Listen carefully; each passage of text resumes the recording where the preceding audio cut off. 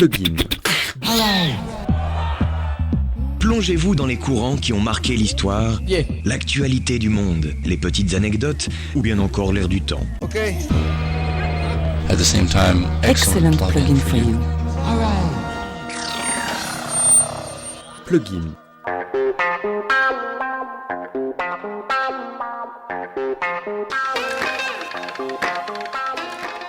Bonjour, aujourd'hui Plugin navigue entre deux rives, entre Afrique et France, avec la découverte d'un documentaire intitulé Perdu entre deux rives, les Chibani oubliés. Plugin, c'est parti.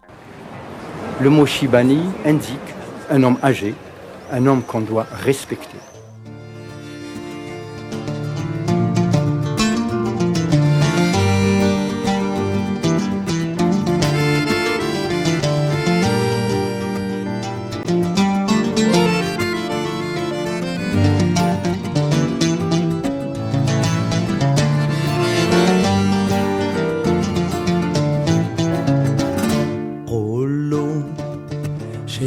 لياني اللي رمرم الضاني خاني وبكاني الولف كيف سهل والفرخ ما خدعت عنه والولف كيف سهل الفرخ ما خدعت عنه. Abdallah, Amou, Mohamed, Rabdan, Salah, Septi, Tahar, ils sont venus d'Algérie seuls pour travailler en France. Ils prévoyaient un jour de repartir au pays. Les années se sont écoulées, maintenant retraités, ils sont toujours là. Ils ont migré d'une rive à l'autre de la Méditerranée sans mesurer les conséquences. Perdu entre deux rives, les Chibani oubliés est un documentaire de 53 minutes réalisé par Rachid Oujdi. Il nous présente ce recueil de témoignages pour mieux comprendre pourquoi le retour au bled n'a pas pu se faire comme il l'avait initialement prévu. Je m'appelle Rachid Oujdi, j'ai un peu plus de 40 ans. Je suis un ancien animateur radio. Depuis quelques années, je suis passé derrière l'œilleton de la caméra pour réaliser des films documentaires. Voilà. Ton film, il s'appelle Perdu entre deux rives, les Chibani oubliés. Un film qui retrace quelques parcours de vie des Chibani, pas seulement à Marseille, mais aussi en Provence et en France. Si on commence par le générique, on aborde cette immigration par la musique. Le générique du début qu'on utilise à la fin, en fait, comme c'est une sorte de réadaptation, les gens disent « Ah mais on connaît cette chanson », en fait rappelle « Kissas, Kissas, Kissas », et en fait là c'est la prunelle de mes yeux. Je trouvais très beau de commencer sur cette chanson en poésie dans le film, puisque en gros c'est dit à la prunelle de mes yeux combien il est dur de vivre loin d'elle. C'est vieux, certains en fait n'évoquent pas la relation amoureuse, très peu.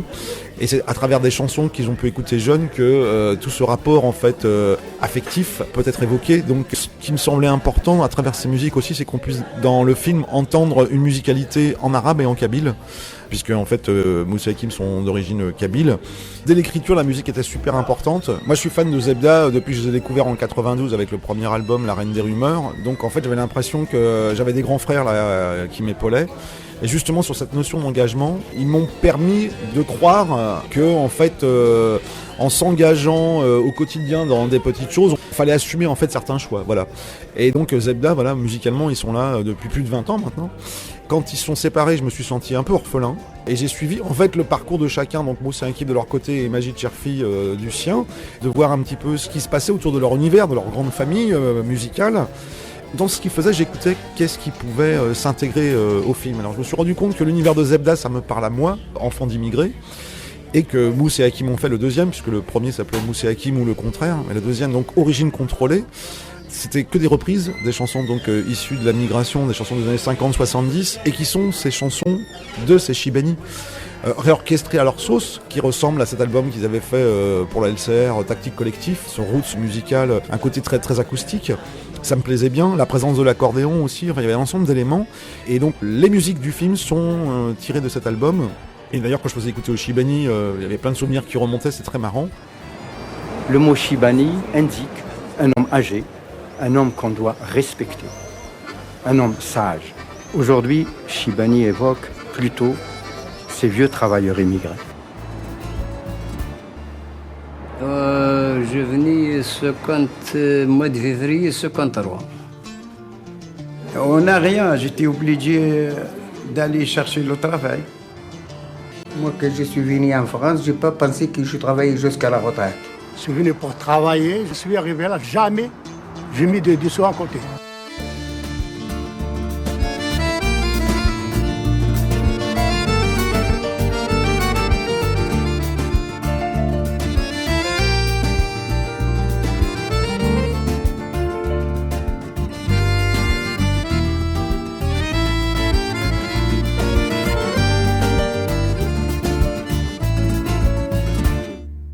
On s'est donné rendez-vous au Café Mounir, en plein quartier Belzins, au cœur de Marseille. D'où est venue cette idée de parler des Chibani, qui passent forcément par le Café Mounir à Marseille quand ils reviennent du Bled. Sur Radio Grenouille, on avait déjà fait des reportages sur les Chibani qui étaient expulsés à la rue du Rouet, avant la reconstruction du quartier. Finalement, il y en a partout des Chibani. Alors, dans tout ce que tu dis, tout me parle, parce qu'effectivement, alors moi j'ai grandi en région parisienne, et après j'ai vécu en Bretagne, et quand je suis arrivé sur la région, forcément, quand tu te promènes dans Marseille, tu passes du côté du Pré-Sensé devant ce café et il y a des heures dans la journée où il y avait plein de Chibani. Et au moment où je suis arrivé sur la région, il y avait aussi cette mobilisation, il y avait un tissu associatif par rapport au fait que le quartier du Rouet allait être réhabilité. Donc on commençait à parler des Chibani, effectivement, sur Radio Grenouille. Daniel Mermet, dans la base Si J'y suis, avait fait des émissions aussi spécifiques. Et ça m'avait interpellé parce que gamin, en fait, mon père, il m'amenait dans un foyer sur la Cotra pour aller voir les cousins du Bled. J'étais le seul gamin, donc j'étais gâté, choyé. Et les Chibani étaient déjà là, quoi. J'étais gamin, mais voilà, on parlait des Chibani. Et au fur et à mesure du temps, ce mot-là est resté dans ma tête. Quand Mousse et Hakim de Zebda ont fait cet album Origine contrôlée, qui reprenait les chansons de la migration, je les avais entendus interviewer sur France Inter et ça m'a fait tilt. C'est-à-dire, eux, à leur façon, ils rendent hommage à ces gens donc, qui sont venus en France reconstruire la France. Moi, à mon niveau, qu'est-ce que je pourrais faire donc, comme je travaillais déjà sur l'image, etc., je me suis dit, mais ouais, un film documentaire pour leur rendre hommage. Et retourner sur ces traces-là, c'était important. Moi, quand on me parle des 30 Glorieuses, on parle jamais d'eux, quoi. Parce que ce sont un petit peu les oubliés de l'histoire. Puisqu'il faut rappeler que les Chibani, ce sont les travailleurs qu'on a fait venir en masse pour travailler en France. Ils ne sont pas du tout liés à la guerre d'Algérie forcément, c'est pas du tout lié à cette histoire-là. C'est lié surtout à la reconstruction de la France, à une embauche massive de l'autre côté de la Méditerranée. Ton film, il s'appelle Perdu entre deux rives, les Chibani oubliés. Cette histoire-là, elle en est où actuellement ? Il y a un ensemble de choses, et c'est ce qu'évoque le film, c'est que eux, quand ils sont venus, c'était de façon temporaire. Comme c'était un peu la misère là-bas, il y avait possibilité de travailler ici. Donc soit ils sont venus effectivement en masse, puisque jusqu'en 62, l'Algérie était sous le code de l'indigénat, donc les patrons français pouvaient aller dans les villages et les amener par camion entier, recruter, voilà. Ça c'était quand c'était départ du village de façon groupale. Et puis il y avait ceux de façon individuelle qui voulaient venir ici parce que malgré tout, c'était moins pire pour eux que là-bas. Et ils sont venus en fait pour nourrir la famille, faire construire pour certains la maison là-bas mais pas tous, permettre en fait à la famille restée au pays d'être éduquée et de vivre. En fait c'était la manœuvre cabine qui arrivait massivement à Marseille. Au début, il y a plus d'un siècle, la première migration d'Afrique du Nord, en fait, d'Algérie, ce département français pendant plus de 130 ans. Et moi, en faisant des recherches, c'était très marrant, c'est que je me suis rendu compte, par exemple, que l'usine de sucre Saint-Louis, ils ont fait venir de la main-d'œuvre kabyle, parce qu'effectivement, en région plus pauvre, c'était pour casser la grève des Italiens à l'usine. Et en 1908, on comptait sur 600 salariés de l'usine Saint-Louis, 480 kabyles. C'est énorme. Et donc c'est pour ça qu'il y a beaucoup de Kabyles dans Marseille, quoi, parce qu'après, celui du village qui est arrivé, il fait venir ainsi de suite, etc. Et se crée en fait un réseau et une communauté avant que eux aillent vivre partout en France, quoi. C'est très marrant. Et d'ailleurs Marseille, ça j'ai découvert pendant le tournage, malheureusement pour tous ces Chibani-là, c'est un peu le cimetière des éléphants. Ce sont des gens, effectivement, qui sont venus ici par le passé. D'abord, il y avait la colonisation. Une bonne partie sont venus, peut-être certains, à partir de 1920, même avant. Aussi, certains sont venus pendant la guerre et ils sont restés. Bien sûr, il y en a qui sont restés 50 ans. Mais bien sûr, ils n'avaient pas pensé qu'après 50 ans, ils seront des étrangers partout.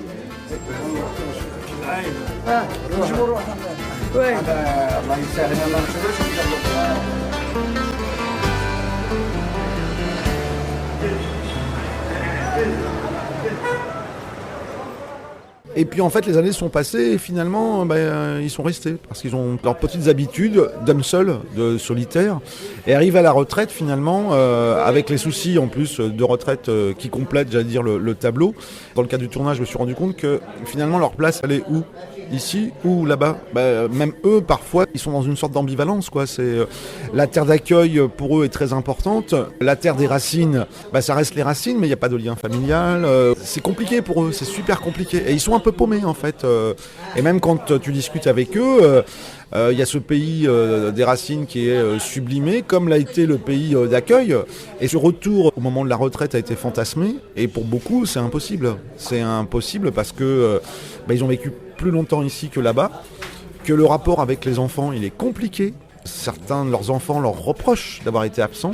Certains arrivent au moment de la retraite, veulent retourner là-bas, ils divorcent, ils reviennent ici, ils se remarient là-bas ou ils se remarient ici. Enfin, ils sont complètement oubliés et parfois, comme ils ont été abusés par des employeurs peu scrupuleux, qui ne les déclaraient pas ou pas comme il fallait, ils ont une petite retraite.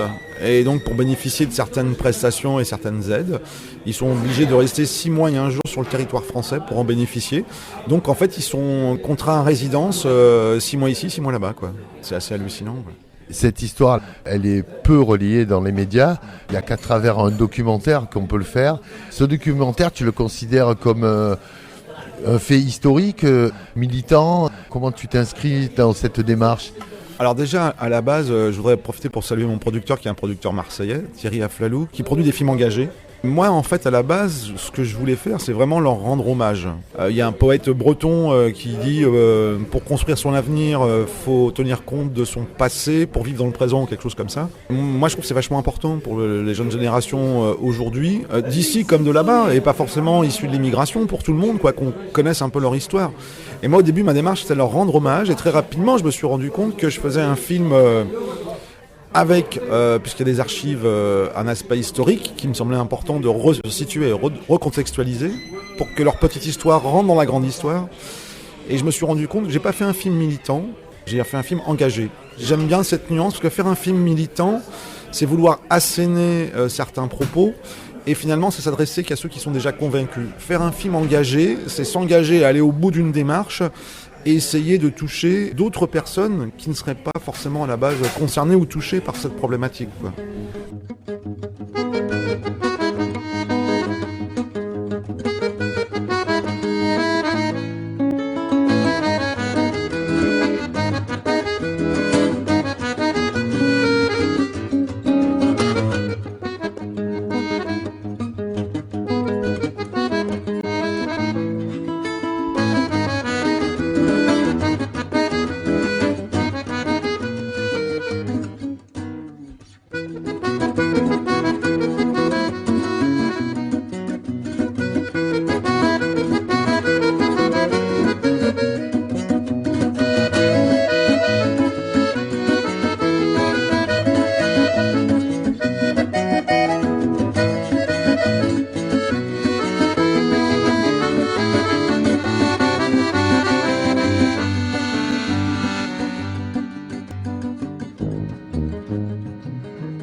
Dans cet engagement, tu as aussi inclus la musique. On parlait au tout début de la musique de Hakim Emmous, de Zebda. Il y a aussi d'autres musiques qui relèvent de l'histoire de la musique algérienne ou du Maghreb. Tu avais quelle musique dans la tête ? Quand j'ai rencontré Mousse et Hakim pour la première fois, je leur ai dit en fait pendant l'écriture, le tournage et même le montage, en fait j'avais 3 musiques en tête systématiquement. Donc l'univers de Zebda qui me donnait moi la patate à moi, l'univers de Mousse et Hakim pour me rapprocher d'eux, et Origine Contrôlée, et un 3e album que je trouve magnifique, qui n'est pas connu du tout en fait. C'est un album de Jean-Luc Amestoy qui s'appelle Amestoy Trio. L'album s'appelle Le Fil. Jean-Luc Amestoy qui accompagne très régulièrement Zebda et Mousse et Hakim, et même pour l'album Tactique Collectif, c'est l'accordéoniste. Et Jean-Luc en fait est pianiste. Cet album qui s'appelle Le Fil, qui est somptueux, c'est guitare, accordéon, contrebasse et par moments du piano, c'est sublime. Et en fait, c'était ces musiques-là. Zebda, pour moi, c'était, voilà, ça te donne la patate. Et Origine Contrôlée et Jean-Luc Amestoy, j'avais besoin de sons en fait moins électriques, plus acoustiques. Je dirais pas roots, mais plus naturels. Qui sont en lien avec ce que tu avais écrit et engrangé comme image. Exactement. Et c'est pour ça qu'en fait, il y a une unité musicale tout au long du film. Le beau cadeau que m'ont fait Moussa Hakim, c'est qu'ils ont enregistré un morceau spécialement pour le film à l'image, donc ça donne quelque chose de somptueux. Donc c'est une reprise d'un poète kabyle qui s'appelle Slimane Hazem, qui avait écrit une chanson qui s'appelait Algérie mon beau pays. Cette chanson, ce que je savais pas moi à la base, est la préférée de Moussa Hakim parce que c'est la préférée de leur père. Comme ça conclut le film, ils voulaient pas chanter dessus. Et donc c'est un instrumental qui est somptueux avec Serge Lopez à la guitare flamenca, avec leur copain Rachid au mandol et avec Jean-Luc Amestoy à l'accordéon et au piano. Et c'est une tuerie.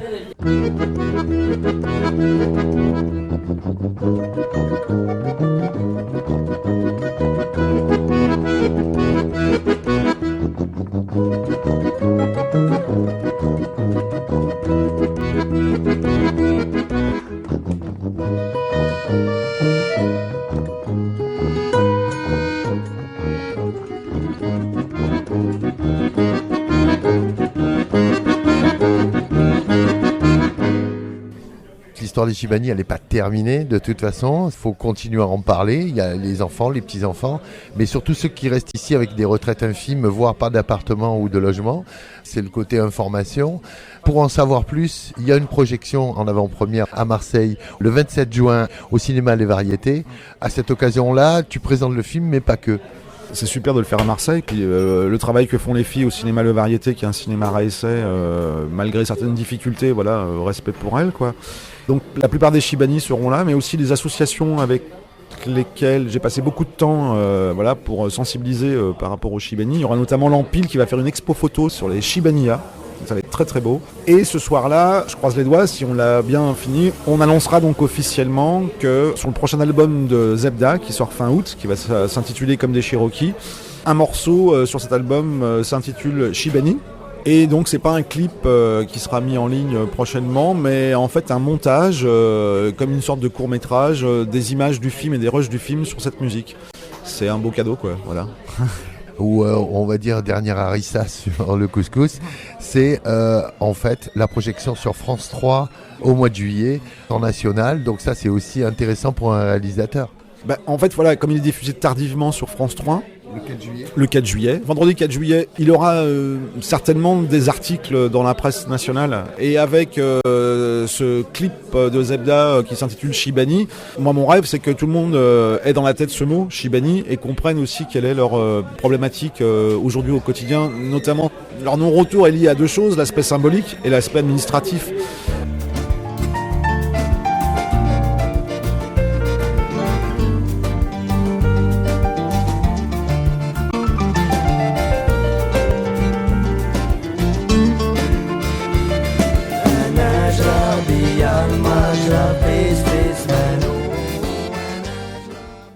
Rachid Oujdi, merci. Longue vie à ton film. Le film vivra après dans des festivals. Il y a plein d'associations qui m'ont déjà contacté pour organiser des débats. Il y a même une association à Lyon. Elle veut que le film soit projeté à l'Assemblée nationale, etc. Donc voilà, si ça peut faire un peu un effet boule de neige et avec la locomotive qu'est Zebda, c'est génial. Puis nous, on se retrouve soit aux Variétés, soit devant le petit écran à France 3 le 4 juillet. Merci beaucoup. Merci à toi, merci sincèrement.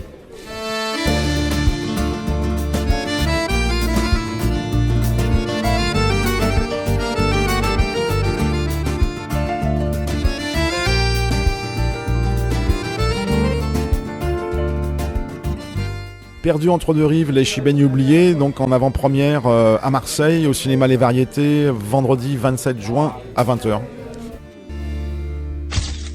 Plugin.